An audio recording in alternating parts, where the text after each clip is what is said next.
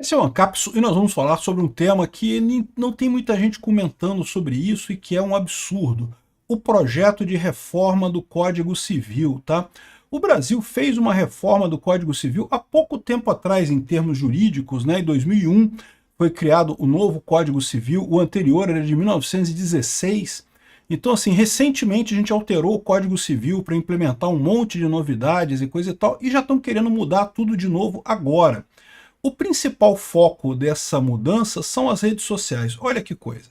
Eles querem mudar todo o Código Civil brasileiro na expectativa de conseguir controlar as redes sociais, porque os juízes estão se sentindo afetados por isso, como a gente explicou, né? O Alexandre de Moraes está todo dolorido por dentro, porque recebe críticas pelas redes sociais e coisa e tal. Enfim, estão querendo mudar o Código Civil inteiro, só que estão fazendo uma coisa aqui que é completamente absurda.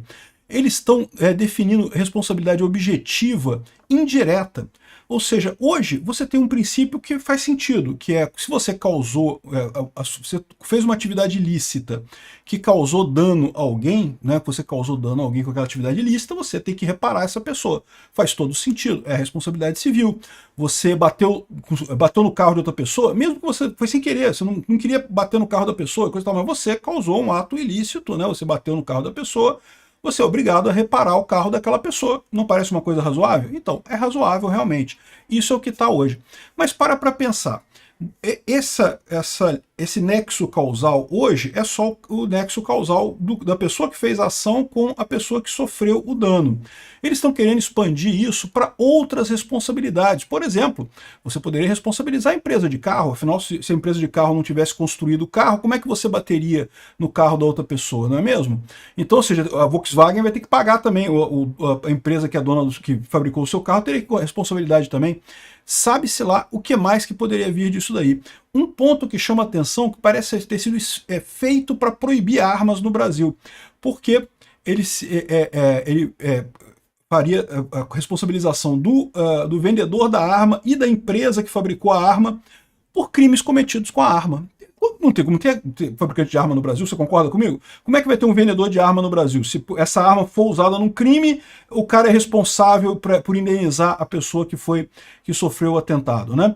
E para isso, basta, segundo o novo texto do Código Penal, basta a comprovação estatística da relação, o que é um absurdo por si só, né? Estatística não prova, correlação não prova causalidade. Vamos entender esse caso aqui, porque é assustador. Felizmente, esse projeto está parado lá no Senado, tá? Ninguém está mexendo nisso, mas eu espero que continue, porque é uma bosta esse projeto. Essa notícia foi sugerida por João Silva, Carla e várias outras pessoas. Obrigado aí ao pessoal que sugeriu notícias lá no nosso site, no visãolibertaria.com. E obrigado a você que está assistindo o nosso vídeo. Se você gosta do nosso conteúdo, por favor, deixe o seu like e se inscreva aqui no canal, né? Bom, esse código aqui ele é ruim por vários aspectos. Tem várias coisas absurdas aqui, tá? Não daria nem para fazer um vídeo só criticando ele. Tem que criticar vários pedaços dele, de absurdos, né? O que a gente vai falar agora é exatamente da questão da responsabilidade objetiva nesse novo projeto. Por quê? Tem dois tipos de responsabilidade civil. Responsabilidade civil, como eu falei para vocês, é aquela responsabilidade, se você causou prejuízo a alguém, você tem que reparar esse prejuízo. É uma coisa razoável. Se você, né, quebrou alguma coisa de outra pessoa, você tem que ir lá e tem que pagar o que quer que seja que você quebrou. E tem dois tipos de responsabilidade, a objetiva e a subjetiva. A subjetiva acontece quando existe culpa envolvida. Então é alguma coisa que você fez ou por culpa ou foi intencional, você de propósito fez aquilo, quebrou o carro do vizinho, porque, sei lá, você brigou com o seu vizinho, o cara torce pro Vasco, o Vasco ganhou o campeonato, você é flamenguista frustrado, quis lá quebrar o carro do vizinho de propósito, né? Você tem que indenizar, né? Ou então, quando você tem isso é o dolo, o caso do dolo, né? A culpa que você realmente fez de propósito, é o dolo. Ou então você tem culpa. Culpa é quando você não faz de propósito, mas você acaba causando problema por negligência, imprudência ou imperícia. Tu estava andando com o carro, tu não queria bater no carro do seu vizinho, mas você estava andando com o carro ali, sei lá, errou na hora de fazer a manobra, acabou batendo no carro do seu vizinho e quebrando o carro do seu vizinho. Você tem que... não é que você tenha feito intencionalmente, mas você tem que indenizar porque a culpa foi sua, né? Então, hoje já existe isso. Hoje, se você for aqui no Código Civil atual, está aqui, ó, artigo 927. Aquele que, por ato ilícito causar dano ao trem, fica obrigado a repará-lo. Simples, tranquilo, sem problema nenhum. Mas você tem também um outro tipo de responsabilidade, que é a responsabilidade objetiva. A responsabilidade civil objetiva acontece quando você é obrigado a reparar, independente de você ter culpa ou dolo. Então você não fez de propósito, você não fez por negligência, não foi em situação nenhuma, mas você tem que reparar do mesmo jeito. Então diz aqui, ó, haverá obrigação de reparar o dano independente de culpa nos casos especificados em lei ou quando a atividade normalmente desenvolvida pelo autor do dano implicar por sua natureza em risco para os direitos de outrem.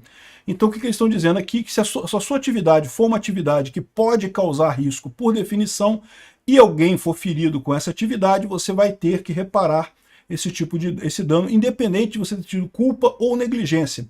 Isso significa que isso aqui já é uma coisa meio absurda no final das contas, né? Esse caso aqui tipicamente se aplica em, por exemplo, obras civis. O pessoal está construindo uma coisa, mesmo que não tenha havido negligência de ninguém, não tenha havido erro de ninguém, mas pode, né? Um prédio pode cair, pode ter um problema e coisa e tal.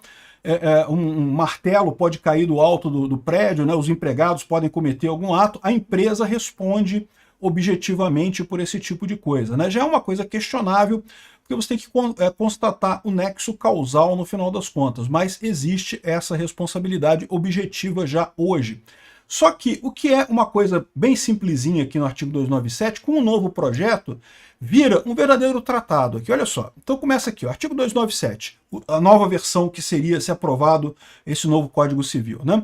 Aquele que causar dano ao trem fica obrigado a repará-lo, até aí a mesma coisa. Parágrafo único, haverá o dever de reparar o dano aquele cujo ato ilícito tenha causado nos termos do parágrafo único e coisa e tal desse código, que desenvolve atividade de risco especial. Então são os dois casos que já estão previstos hoje, mas aí ele inclui um terceiro caso, responsável indireto por ato de terceiro a ele vinculado por fator de animal, coisa ou tecnologia a ele subordinado.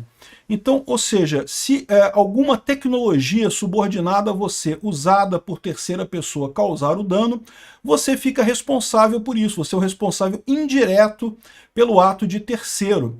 E aí a coisa piora, tá?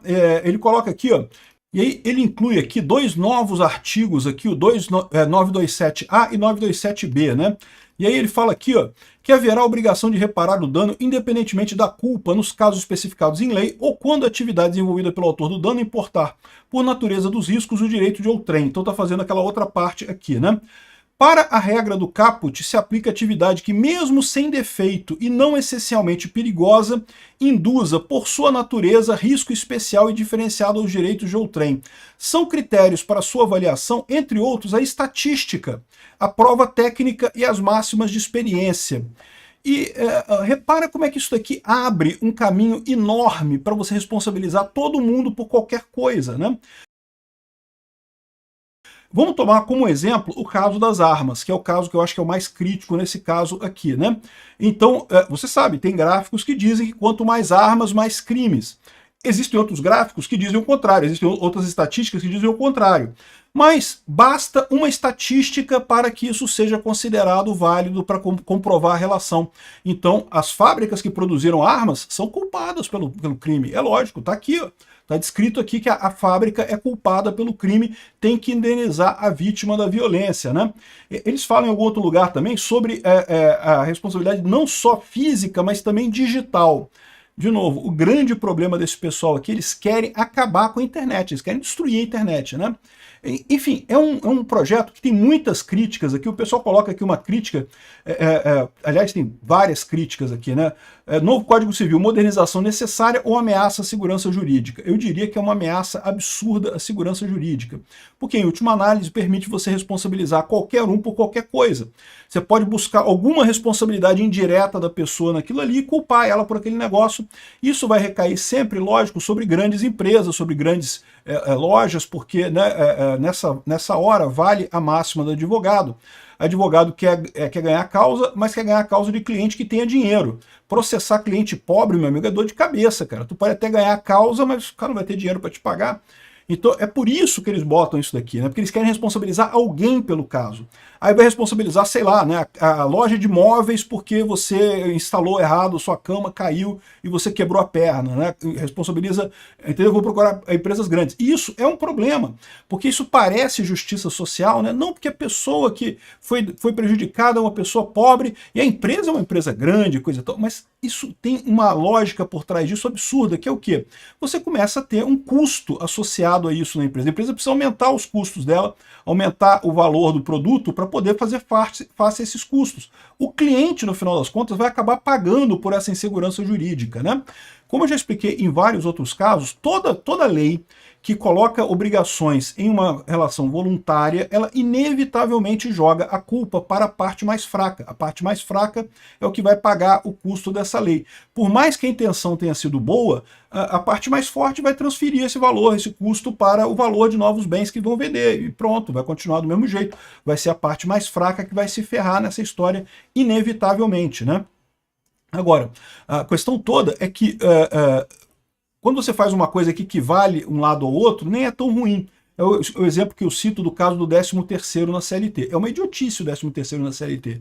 Porque todas as empresas já fazem a conta do cálculo do 13º, então quando oferecem vagas de emprego, o salário já é mais baixo, justamente porque sabe que tem que botar o salário mais baixo para no final do ano pagar o 13º para a pessoa. Mas se fosse só isso, era elas por elas, não faria diferença. O problema é que não é só isso. Quando você tem a lei, você inclui a insegurança jurídica, que é o risco que você tem de algum juiz olhar e falar: ah, não, mas esse cálculo 13º aqui eu achei que está errado, tem que pagar mais. E a empresa vai ter que arcar com esse custo. E esse custo é uma perda para os dois lados, é perda para a empresa e é perda para o outro lado da relação, no caso dos empregados. No caso aqui, para o consumidor, ou para outras pessoas que estejam envolvidas na relação. Ou seja, isso daqui, sob o disfarce, ou sobre a boa intenção de garantir que todo mundo vai ter indenização de alguém, vai acabar aumentando o preço de tudo, tornando a coisa toda muito mais complicada aqui no Brasil, fazer negócio muito mais complicado, mais ainda do que já é. Felizmente, esse código, esse PL 4 de 2025, que é de autoria do Pacheco, quem mais, né? O idiota do Pacheco. Tá parado, tá aguardando despacho, tá parado, ninguém vai olhar para isso daqui. Eu espero que não olhe, porque é um lixo esse PL. Obrigado por assistir o vídeo até o final. Além de curtir, compartilhar e se inscrever no canal, considere se tornar patrocinador com valores a partir de R$ 1,99. Clique no botão Seja Membro abaixo para saber as condições e vantagens de patrocinar o canal.